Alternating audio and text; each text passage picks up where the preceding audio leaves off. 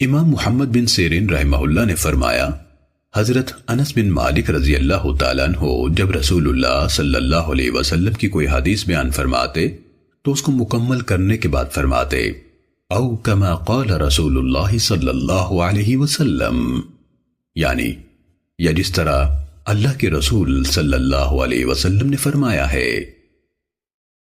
سنن ابن ماجہ حدیث نمبر 24۔ حضرت عبد الرحمن بن ابی لیلہ رحمت اللہ علیہ سے روایت ہے، انہوں نے فرمایا، ہم نے زید بن ارقم رضی اللہ تعالیٰ عنہ سے عرض کیا کہ ہمیں اللہ کے رسول صلی اللہ علیہ وسلم کی حدیث سنائیے۔ انہوں نے فرمایا، ہم بوڑھے ہو گئے ہیں اور بھولنے لگے ہیں، جبکہ رسول اللہ صلی اللہ علیہ وسلم کی حدیث بیان کرنا بہت مشکل کام ہے۔ سنن ابن ماجہ امام شعبی رحمہ اللہ سے روایت ہے، انہوں نے فرمایا، میں سال بھر حضرت عبداللہ بن عمر رضی اللہ تعالیٰ عنہما کی مجلس میں حاضر رہا۔ اس دوران میں نے انہیں کبھی رسول اللہ صلی اللہ علیہ وسلم سے کوئی چیز بیان کرتے نہیں سنا۔ سنن ابن ماجہ حدیث نمبر 26۔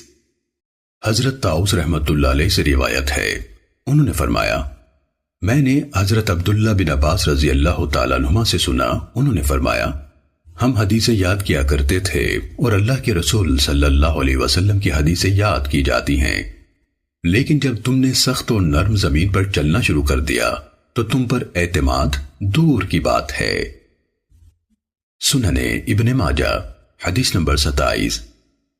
حضرت قرظہ بن قعب رضی اللہ تعالیٰ عنہ سے روایت ہے، انہوں نے کہا، حضرت عمر ابن الخطاب رضی اللہ تعالیٰ عنہ نے ہمیں کوفہ روانہ فرمایا اور ہمیں رخصت کیا۔ اس موقع پر آپ ہمارے ساتھ چلتے چلتے مقام سرار تک پہنچ گئے، تب فرمایا، کیا تمہیں معلوم ہے کہ میں کیوں تمہارے ساتھ چل کر آیا ہوں؟ ہم نے عرض کیا، ہمارے اصحاب رسول صلی اللہ علیہ وسلم ہونے کا حق سمجھتے ہوئے اور انصار کے حق کی ادائیگی کے خیال سے۔ فرمایا، بلکہ میں تو اس لیے تمہارے ساتھ چل کر آیا ہوں کہ میں تم سے ایک بات کہنا چاہتا تھا۔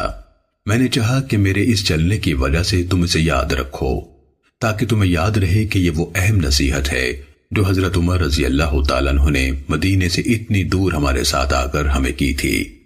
تم ایسے لوگوں کے پاس جا رہے ہو جن کے سینے قرآن کی وجہ سے اس طرح جوش مار رہے ہیں جس طرح ہنڈیاں ابلتی ہے۔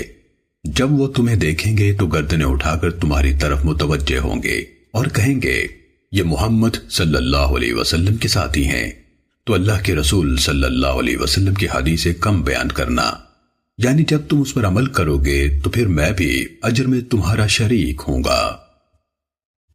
سنن ابن ماجہ حدیث نمبر 28۔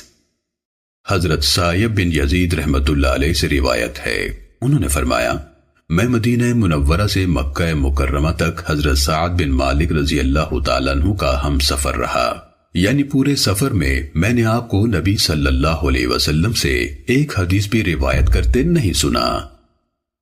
سنن ابن ماجہ حدیث نمبر 29۔